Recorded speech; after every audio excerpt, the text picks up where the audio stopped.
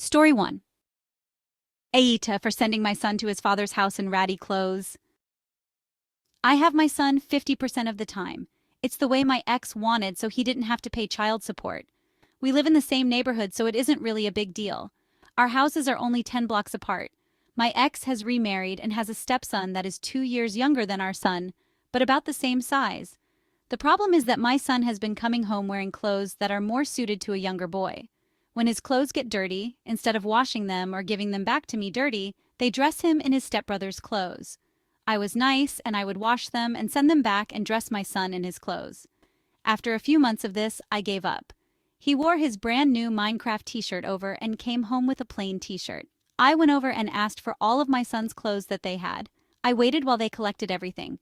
They brought it out to the car and said I was being an asshole because they are brothers and it is normal to share clothes. I started sending my son there in only his ratty clothes, torn jeans, stained shirts, that sort of thing. Now they are mad because it looks like they are poor, and they are having to buy him clothes. Since he has 50% custody, he is supposed to be doing that anyways. My son is happier because he has nice clothes here and there now. In my opinion, she is not an asshole. What do you think? Comment below. Story 2. AITA for telling my mom it's time to lawyer up. My mom moved in with us after she sold her home to avoid medical bankruptcy. Things have been rocky because my mom was always my house, my rules type of person.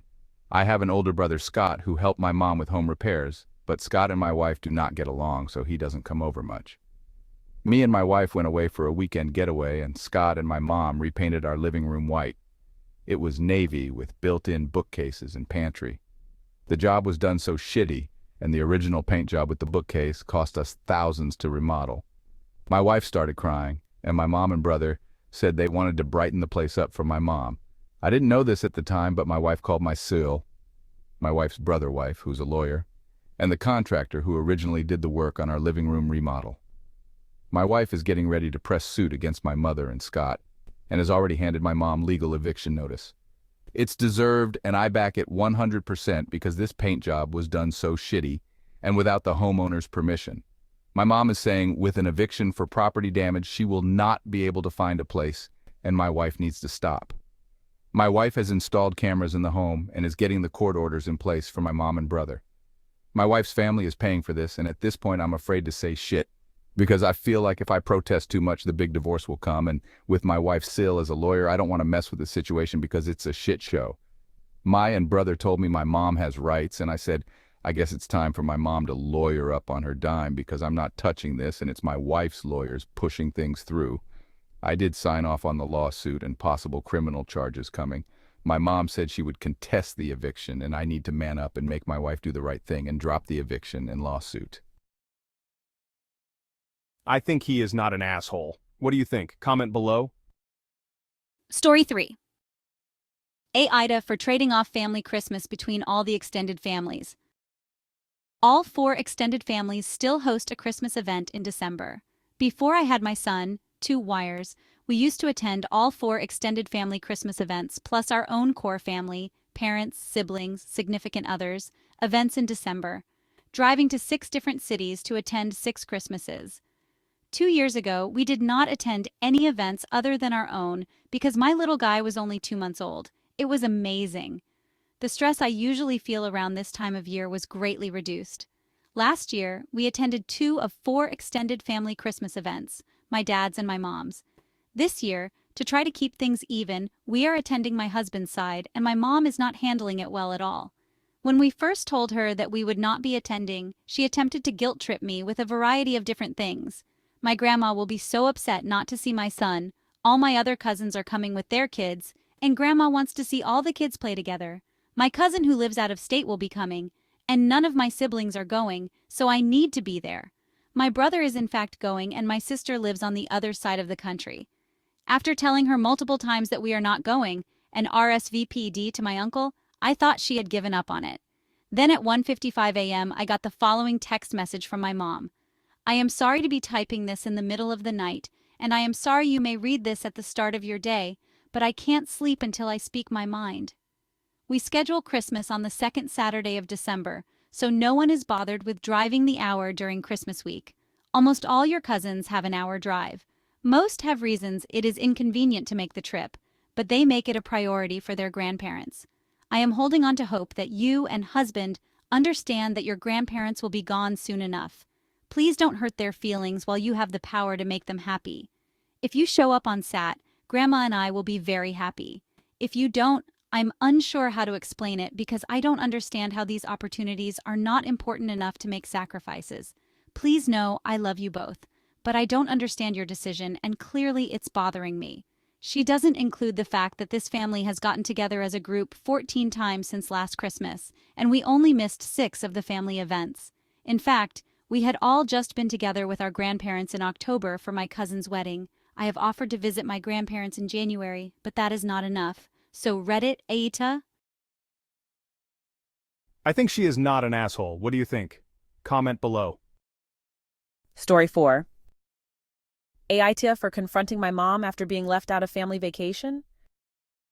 Today I sent my mom a text message to tell her I'm pissed about being left out of family vacation. So this story really begins around September. My family was going to go on vacation to Tampa for Thanksgiving as opposed to cooking. However, Helene ravaged Florida, so my family decided to cancel the trip. I live in Western North Carolina, which also destroyed by Helene, so I was receptive and understanding of the situation. I was under the assumption that Thanksgiving would occur as usual. Around a week ago, I was texting my aunt about something unrelated, and she mentioned that the family was going on a 5-day cruise to Mexico. I was taken aback by that and asked her if it was to compensate for the fact they had to cancel the trip to Tampa. She said yes. Apparently, this trip was scheduled immediately after the family received news about the state of Florida after Helene. My mom decided she wanted to withhold that information from me as to not hurt my feelings. But really, I know it's because she didn't want to pay for me, which would have been fine if she just told me. My mom has issues with communication, so we have a rocky relationship. She has a history of abuse, and we overall don't get along very well. I expected this kind of thing from her, but it really hits hard lately since I've been struggling with mental health. When I texted her about how I felt, she told me I was being dramatic, and it made no sense that I was so wound up about it. Really, it isn't the fact they went, it's the fact they hid it from me. I tried to tell her that I would have been fine about not going if she had told me instead of hiding it for months. AITA? I don't really know if I'm being dramatic. I think she is not an asshole. What do you think? Comment below. Story 5. AITA for faking an engagement as a prank? IF23 was on vacation with a friend, M33, whom I'll call Leo, not real name, visiting some of his old friends. Leo's friends assumed we were dating just because we showed up together while waiting for everyone else to arrive.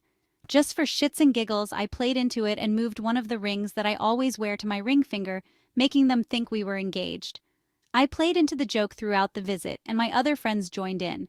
What I didn't realize is that one of Leo's friends was in a group chat with one of my best friends back home, and texted that group chat a picture of us. My best friend asked my family about it without telling me.